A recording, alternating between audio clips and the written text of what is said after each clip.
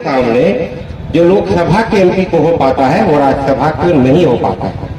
इसलिए मेरी यह ख्वाहिश थी, लेकिन इसका ये मतलब नहीं था कि आप मनोज झा को दोबारा दे दीजिए और मुसलमान की सीट पर अशफाक करीम ने अगर कहा कि हम चुनाव लड़ेंगे तो मुसलमान इतने मुसलमान नहीं थे पार्टी में, कोई मुसलमान नहीं था, पढ़ा लिखा समझदार नहीं था, लेकिन आपने नहीं दिया। चलिए वो भी मैंने छोड़ दिया।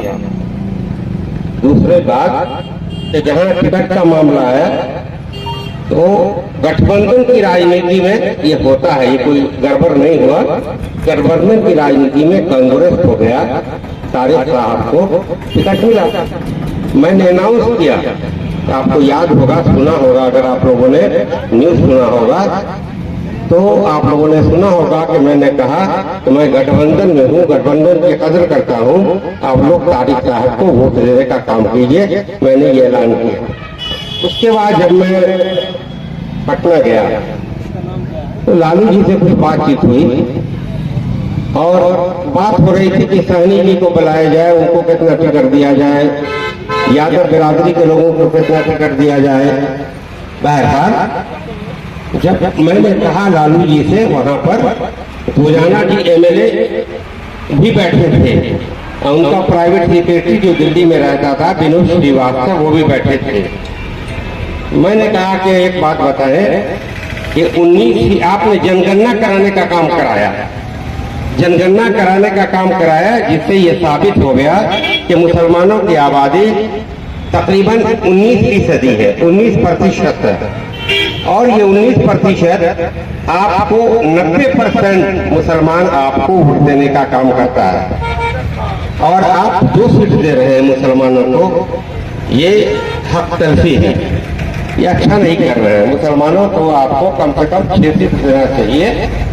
उसके जब आप ही कहते हैं कि जिसकी जितनी आबादी उसकी उतने ही भागीदारी, आपने जनगणना कराया, फिर आप 2 सीट क्यों दे रहे हैं?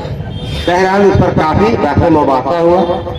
उन्होंने कहा कि आप मुसलमान के नेता बनते हैं। नहीं, नेता तो आप हैं। मुसलमानों ने कभी मुसलमान को नेता नहीं माना है, आपको गलतफहमी। एक जमाने में मोहम्मद जगन्नाथ हुआ करते थे, जगन्नाथ तीसरा नेता मुसलमानों को। एक जमाने में लालू यादव जी नेता है मुसलमान के। मुसलमान कहाँ मानता है? तब तक उलट है कि आप ही लोग को नेता मानता है, मुसलमान को नेता नहीं मानता, यह हकीकत है। तो हमने कहा हम भी आपको नेता मानते हैं और 6 साल हम आपके पास रहे। आपने कहा कि सीमांचल में आप देख लीजिए, आप चुनाव लड़िएगा या आप राज्यसभा जाइएगा। तो हमने कहा हम सोच कर बताएंगे।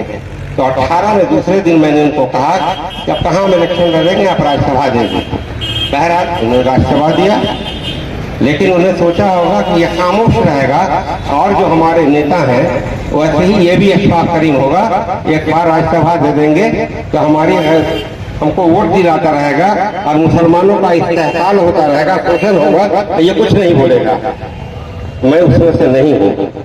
हमसे इस पर काफी बहसें हुई। हमने कहा कि आप सीट बढ़ाइए। क्यों बढ़ाएंगे? क्या वजह है हम बढ़ाएंगे? हम कहा इसलिए कि वो 90% वोट आपको देता है और जिसकी वजह से Tejashwi ji deputy chief minister बने और जिसकी वजह से आज अपोजिशन लीडर है और आपका सब घर भर को एमपी बनाना चाहते हैं, या दूसरे लोग भी एमपी एमएलए बनते हैं या राज्यसभा बनते हैं, जिसमें यादव भाई तो आधा भाजपा में जा चुका है, मुसलमान है जो 90% आपको वोट देता है, इसलिए आप बनाइए। बहरहाल कहा कि आप नेता बनते हो। हम नेता नहीं बनते, अपना हक मांगते हैं। मुसलमान की हैसियत कहाँ है कि वो नेता बनेगा? हुजूर, हम लोग तो चाटुकार हैं, आप लोग मांगते हैं। बहरहाल उनको अच्छा नहीं लगा तो मैं चलाया और मैंने फिर उसी बीच में नीतीश जी को मालूम हुआ था या क्या पता नहीं मुझे, नीतीश जी ने हमको इरशादुल्लाह साहब को भेज कर बुलवाया, चेयरमैन वक्फ बोर्ड, उनको भेजा, गाड़ी भेजा, अपनी बुलवाया नीतीश जी ने और कहा कि आप हमारी मदद कीजिए। हमने कहा क्या मदद करें? तो उधर देखिए हमारे लोग जीते, सच्चाई हमने जो किया है वो आप लोगों को बताइए, जो हमने मुसलमानों के लिए किया है मुसलमानों को बताइए, दूसरों को भी आप बताइए। तो हमने पूछा क्या क्या किया, तो वाकई सही है कि एक लंबी लिस्ट थी जो बताया उन्होंने कि हमने ये किया। उसको देखकर हमारा सर झुक गया कि जिसको 90% वोट देते हैं उसने क्या किया, उसके पास कोई लिस्ट नहीं है, और जिसको वोट मुसलमान गिना चुना स्थिति की तरह देता है उसकी ये लंबी लिस्ट है। और मैंने गौर किया तो सही मायने में उनका काम दिख रहा था, उसको देख रहा था मैं लिस्ट, और फिर गौर कर रहा था कि वाकई ये तजर्बा लग रहा था कि उन्होंने काम किया। और एक जगह ये भी लिखा था कि हमने अल करीम यूनिवर्सिटी दिया, सीमांचल में कटिहार में अल करीम यूनिवर्सिटी दिया, और वो ऐसी यूनिवर्सिटी दिया जिसमें 50% मुस्लिम बच्चे का दाखिला होना है और हो रहा है, चाहे जितने भी कोर्सेज हैं या जितना भी कोर्स खुलेगा सब में 50% सीट मुसलमान की होगी। और तो हमको लगा कि ये चाहते हैं कि मुसलमान के बच्चों में तालीम हो। बहुत सारी चीजें देखा कि मदरसों के टीचर के लिए उन्होंने क्या किया, बड़े बड़े धरोहर खानकाहों के जो बड़े बड़ी बिल्डिंग है उसके लिए उन्होंने क्या किया, उर्दू के लिए उन्होंने क्या किया। बहुत सारी चीजों को मैंने देखा, और जनरल देखा मैंने कि सड़कों की जो हालत थी 2005 के कबल, जिस पर चलना मुश्किल था, या बिजली रहते हुए भी लोग घर में लालटेन रखते थे या मोमबत्ती रखते थे कि कब बिजली जाएगी तो बुझाना पड़ेगा, जलाना पड़ेगा मोमबत्ती। बहरहाल बहुत सा काम उनका मैंने जब देखा, मैंने कहा कि मैं कल सोच के बताऊंगा। तो मैंने लोगों से राय मशवरा किया, तो लोगों ने कहा हमसे कि नीतीश जी ने भी तो एक ही मुसलमान को टिकट दिया है।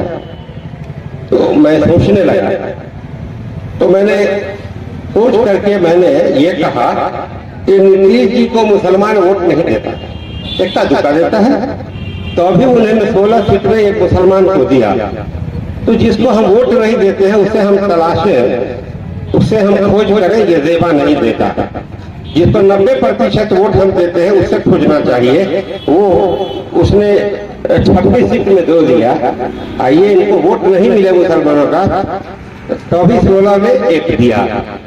तो हमने कहा कि इनसे ज्यादा खोज करना ठीक नहीं है सीट के लिए, ये खोज ठीक है उनसे करनी चाहिए। बहरहाल दूसरे दिन मैं गया, मैंने कहा कि देखिए एक चीज बता दें, हमने लालू जी से हमारा, क्योंकि उन्होंने हक तलफी किया इसलिए हम उनको छोड़ रहे हैं, लेकिन आप भी ये देख लीजिए कि आप भी मुसलमानों का हक अगर दीजिएगा, हम कोशिश करते हैं कि मुसलमानों का वोट आपको मिले, और अगर उसके बाद अगर आप हक तलफी करेंगे, अब मुसलमानों का ध्यान नहीं देंगे तो फिर मेरे लिए मुश्किल होगा।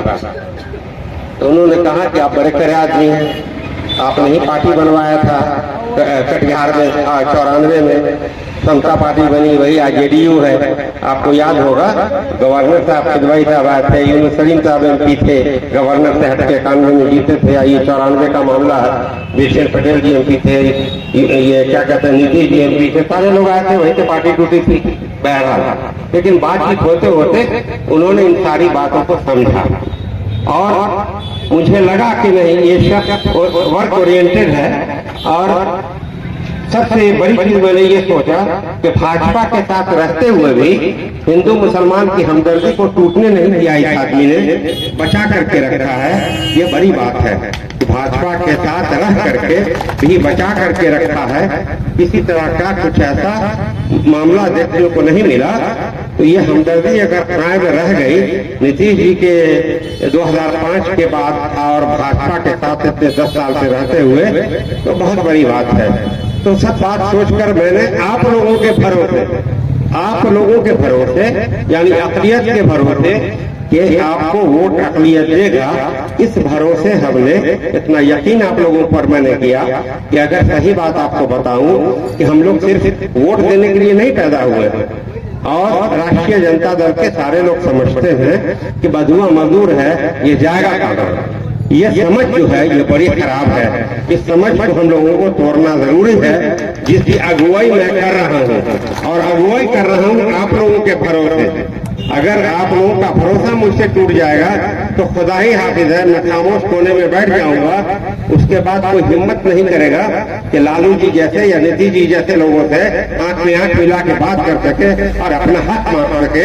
ये हिम्मत टूट जाएगी तो फिर कोई इसको फिर संभालने वाला नहीं होगा।